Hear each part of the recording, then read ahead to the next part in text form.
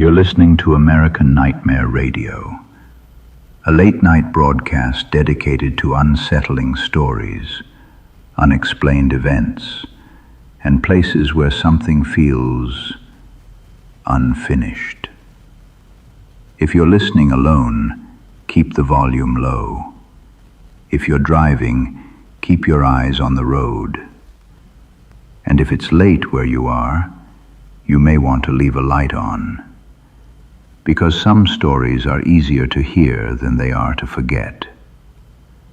Tonight's report comes from Gary, Indiana, a city shaped by industry, by rail lines, by factories, by decades of economic decline and quiet resilience.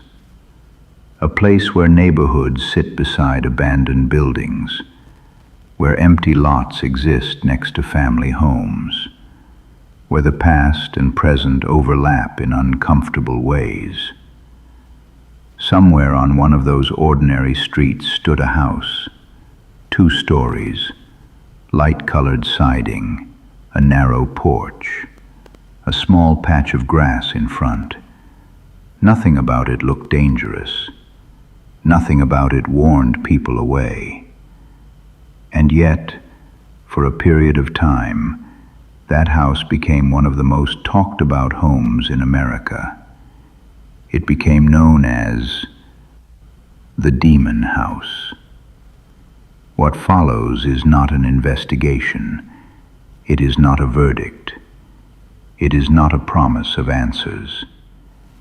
It is a late-night retelling of reported events, witness statements, and the quiet details that often get lost when stories become headlines. This is a broadcast. To understand the house, you have to understand where it stood. The street was lined with modest homes, some well-maintained, some showing their age, some boarded up, some freshly painted. Cars parked along curbs, garbage cans at the end of driveways, porch lights turning on as evening approached.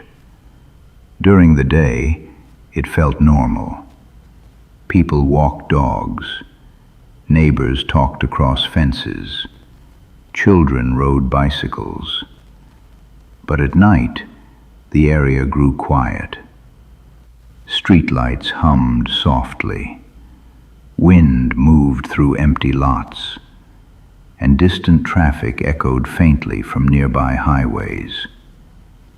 It was the kind of place where sounds traveled, where you noticed footsteps, where doors closing down the street could be heard from inside your home.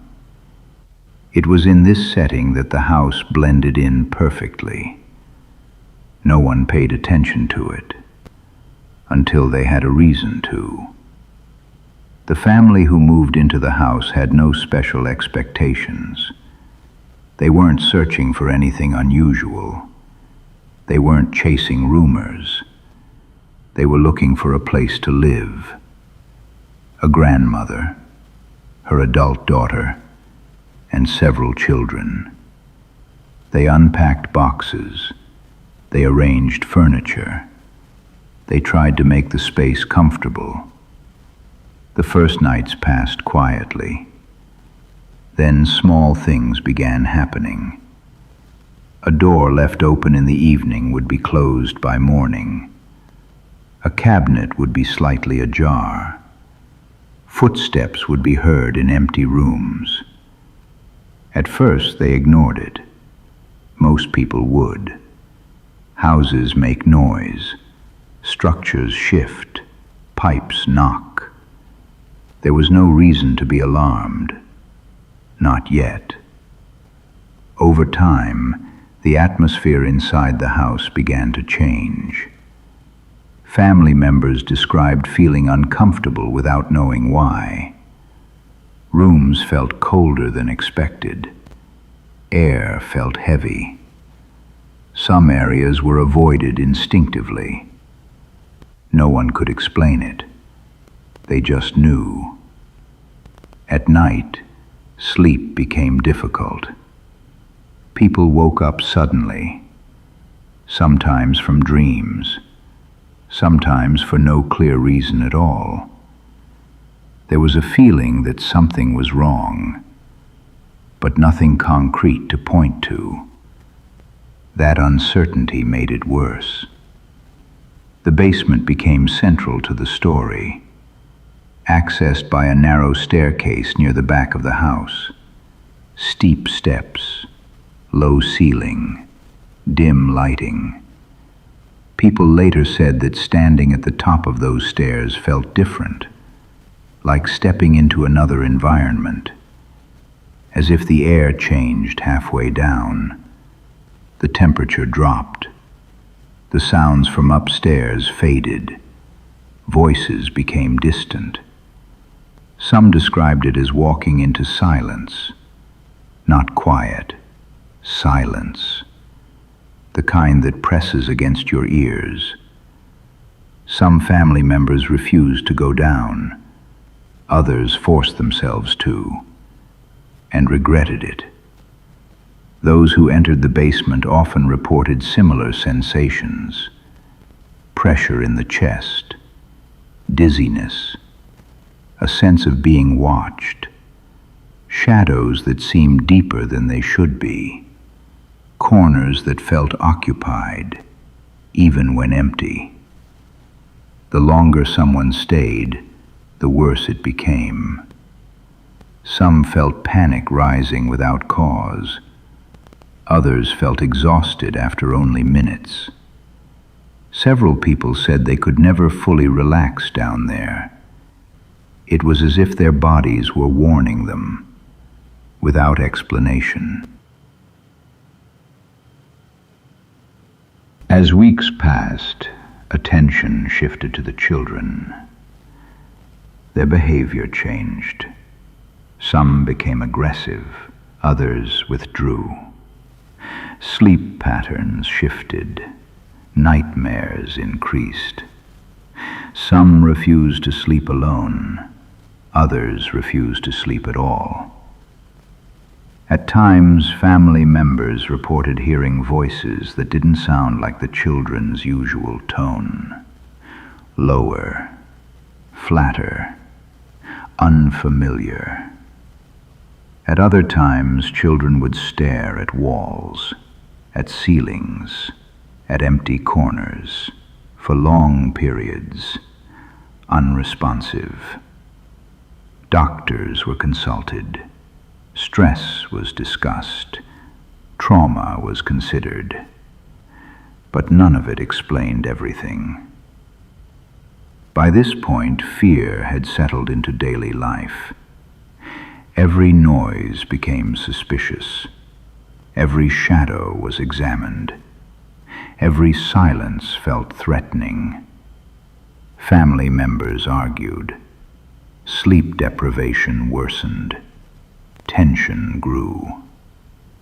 They began documenting events, writing things down, noting times, recording dates, trying to make sense of patterns. But nothing consistent emerged, only more questions. Eventually, outside help was sought. Social workers visited. Medical professionals evaluated the children. Police officers responded to calls. Some visitors reported feeling uncomfortable. Others felt nothing. Reactions varied. But more than one person noted that the atmosphere inside the home felt oppressive, like standing in a room where an argument had just ended, even when no one was speaking. Another element entered the story: unexplained marks, scratches, welts, appearing without warning, sometimes overnight, sometimes during the day. They appeared suddenly, without memory, without pain. Some were straight, some curved, some clustered. Photos were taken, records were kept, debate followed. No single explanation satisfied everyone. Eventually, religious figures were contacted. Prayers were spoken. Blessings were performed. Rituals were conducted. According to accounts, activity changed afterward, sometimes decreased, sometimes intensified. At times, the atmosphere reportedly became more hostile, as if something had been challenged or disturbed. Word spread. Journalists arrived. Investigators followed. Documentarians became interested. The story reached national audiences. The house received a name: the Demon House. With attention came skepticism, criticism, debate, but also curiosity. People wanted answers, even when none were forthcoming. Eventually, the family left. They moved out quietly. They took what they could, and they did not return. The house stood empty, lights off, windows dark. No voices, no movement. Neighbors noticed. Visitors arrived. Some took photos. Few stayed long. Independent investigators entered. Equipment was set up, measurements taken, interviews conducted. Some reported unusual experiences, others did not. Data conflicted, interpretations differed. No universal conclusion was reached. Years later, the house was demolished, reduced to debris, cleared away, replaced with empty space. No ceremony, no memorial, just absence. Where it once stood, grass now grew. Today, the Demon House exists mostly in memory, in articles, in documentaries, in late-night conversations. Some believe it was paranormal, others psychological, environmental, situational. But one thing is certain: people entered that house and left changed. Before we close tonight's broadcast, there is more to consider about memory, about belief, and about why stories like this continue long after buildings disappear.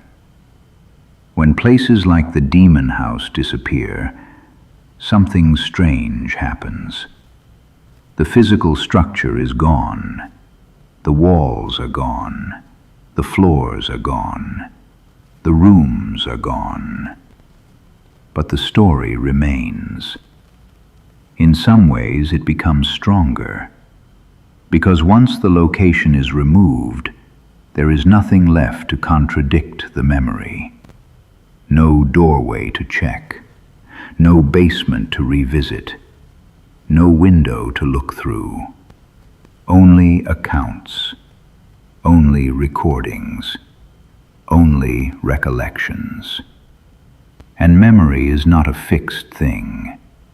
It changes. It reshapes itself. It adapts to time. What felt confusing in the moment can become terrifying in hindsight. What felt uncertain can become absolute. And what felt ordinary can become ominous. Most unusual events fade. Most strange experiences are forgotten. But some stories refuse to disappear. They linger. They get retold. They get reshaped. They pass from person to person, The demon house became one of those stories, not because everyone agreed on what happened, but because no one could fully explain it. It sat in the space between belief and disbelief, between science and superstition, between coincidence and something else. That space is uncomfortable, and people remember uncomfortable things. Lost in debates and documentaries is one simple fact. Real people lived there. They slept there. They argued there. They worried there. They tried to raise children there. Whatever happened inside that house affected them, emotionally, psychologically, physically. Even if every unexplained event had a rational explanation, the fear was real. The stress was real. The exhaustion was real. And those things leave marks, long after the house is gone. Some researchers point to environmental factors: old wiring, mold, carbon monoxide, structural noise, subtle vibrations, low-frequency sound. All things that can affect perception, all things that can create discomfort. Others point to psychological factors: stress, financial pressure, isolation, sleep deprivation, expectation. Once someone believes a place is dangerous, every sound becomes confirmation. Every shadow becomes evidence. Fear becomes self-sustaining, and it grows. But there is always another question. What if something else was happening? What if there was something no instrument detected, no test measured, no report captured? History is filled with things people once dismissed: illnesses, phenomena, environmental dangers, things that were real long before they were understood. Some people believe the demon house fits that pattern. Others reject the idea entirely. The truth may be somewhere in between, or nowhere at all. If you visit the location today, you won't see a haunted house. You'll see open space, grass, dirt, a quiet patch of land. Cars pass by. People walk nearby. Life continues. But those who know the story often report a strange feeling when standing there, a sense that something is missing, or that something never fully left.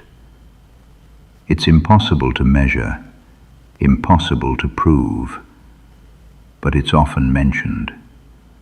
Stories like this attract listeners for a reason. They sit at the edge of what we understand. They challenge certainty. They remind us that even familiar places can become unfamiliar, that safety is sometimes fragile, that homes can feel hostile, and that fear doesn't always have a clear source. We listen because we want answers, and because we rarely get them. Late at night, stories feel different. The world is quieter. Distractions fade. Imagination becomes louder. Questions linger longer. A story heard in daylight can be forgotten. The same story heard at midnight stays with you. It echoes. It follows you into sleep. That's when uncertainty feels strongest. The Demon House story has no final chapter, no official explanation, no universally accepted conclusion. It ends with demolition, with silence, with open space, and with people still debating. That unfinished quality is what keeps it alive. If there were answers, it would be over. But there aren't. So it continues. Places are more than structures. They hold experiences, emotions, memories. Sometimes those things linger, sometimes they don't. And sometimes, no matter how much time passes, they refuse to fade. Whether the demon house was paranormal, psychological, environmental, or something else entirely, it remains a reminder that not every story fits neatly into categories, that not every experience can be explained, and that sometimes the most unsettling part is not what happened, but that we may never know why. This has been American Nightmare Radio. Tonight's broadcast explored the demon house of Gary, Indiana. If you're listening late, take a moment before turning out the lights. Pay attention to the sounds around you. Notice the silence. And remember, not every story stays where it happened. Some follow you home. Good night, and thank you for listening.